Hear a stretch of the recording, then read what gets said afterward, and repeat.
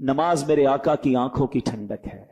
नमाजी को पुल सिरात पर नूर अता किया जाएगा। नमाजी की कब्र रोशन कर दी जाएगी। नमाजी की कब्र को ताहद्दे निगाह वसी कर दिया जाएगा। और सुनो, सबसे बड़ा इनाम जो नमाजी को मिलेगा कि उसे बरोज़े क़यामत अल्लाह का दीदार करवाया जाएगा।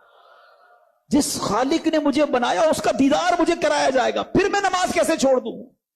नमाज मेरे आका की आंखों की ठंडक है। नमाजी को पुल सिरात पर नूर अता किया जाएगा। नमाजी की कब्र रोशन कर दी जाएगी। नमाजी की कब्र को ताहद्दे निगाह वसी कर दिया जाएगा। और सुनो, सबसे बड़ा इनाम जो नमाजी को मिलेगा कि उसे बरोज़े क़यामत अल्लाह का दीदार करवाया जाएगा। किसी को मत बताया करो क्या प्रॉब्लम है, कोई कुछ नहीं कर सकता। दुनिया वाले मजाक उड़ाते हैं। आप किसी को जाकर कहते हैं ना मेरा ये प्रॉब्लम है, मेरा ये मसला है, आप हल कर दें, हल नहीं करते, पीछे जाके बातें करते हैं। आया था मेरे पास, बड़ा परेशान था, इसका तो ये मसला था, इसका तो ये मसला था। तो क्यों बताऊं किसी को यार मेरा मसला?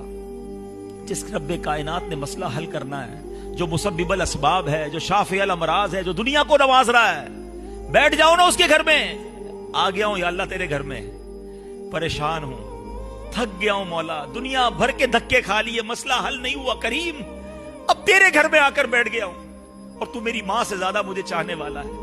ऐ अल्लाह बस मेरी झोली भर दे। बड़ी खूबसूरत बात समझिएगा कि हमें किस तरह अल्लाह पर भरोसा रखना है। एक शख्स ने हज़रत ईसा से कहा, आप अल्लाह पर कामिल भरोसा करते हैं? कहा बिल्कुल करता हूं। कहा फिर पहाड़ से कूद जाएं हैं? अल्लाह ने बचाना होगा तो तुम्हें बचा लेगा। आपका रब बचाता है कि नहीं बचाता देखते हैं। क्या खूबसूरत जवाब दिया हज़रत ईसा अलैहिस्सलाम ने।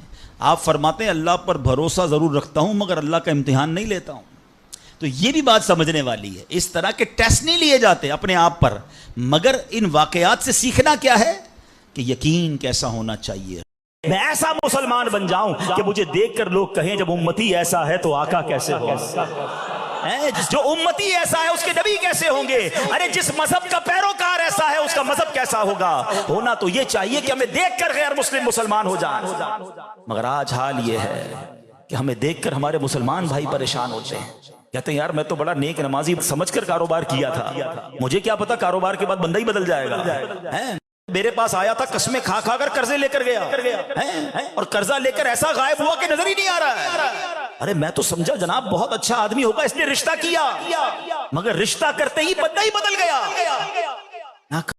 रियाजुल जन्ना है जैसे, तो ये शरीयत का उसूल है कि जो एक बार जन्नत में चला जाएगा वो फिर दोज़ख में नहीं जाएगा। हाँ कुछ लोग होंगे गुनाहों के सबब, अल्लाह पाक महफूज रखे, जो गुनाहों के सबब जहन्नम में तो जाएंगे मुसलमान होने के बावजूद, लेकिन उसके बाद जब उनके गुनाहों की सजा कंप्लीट होगी वो जब जन्नत में डाल दिए जाएंगे ना, फिर जन्नत से कोई नहीं निकाला जाएगा। तो ये आला हज़रत का कैसा रहमत पे मान वाली बात है कि हुजूर जब रियाजुल जन्ना में आपने दाखिल कर ही दिया और आप ही ने फरमाया जन्नत का टुकड़ा है, तो मैं तो जन्नत में हो आया, फिर दोज़ख में कैसे जाऊंगा। तो मदीने जाने वालों को ये खुशखबरी सुनाई है कि जन्नत में आके नार में जाता नहीं कोई। जन्नत में आके नार में जाता नहीं कोई, जन्नत में आके नार में जाता नहीं कोई। शुक्र खुदा नवीद नजातो ज़फ़र ज़फ़र है, शुक्र खुदा नवीद नजातो ज़फ़र की है, नजातो ज़फ़र की है। अल्लाह तबारक व तआला ने इस रात को पोशीदा क्यों रखा है? ये भी एक सवाल जहन में आता है कि बता दिया जाता। देखिए एक तरफ तो कितनी बड़ी मेहरबानी है कि हमें ये नहीं कहा कि साल में एक रात शब कदर है, हमें पूरा साल हर रात इबादत करनी पड़ती है, तलाश करना पड़ता। ये भी नहीं कहा कि रमजान की किसी रात में शब कदर है, हमारे लिए वो भी आसानी कर दी। आखिरी अशरे की किसी रात में है, ये भी नहीं कहा, बल्कि नबी पाक अलैहिस्सलाम ने हमें यह बता दिया कि आखिरी अशरे की 5 ताक रातों में से एक रात जो है वो शब कदर है।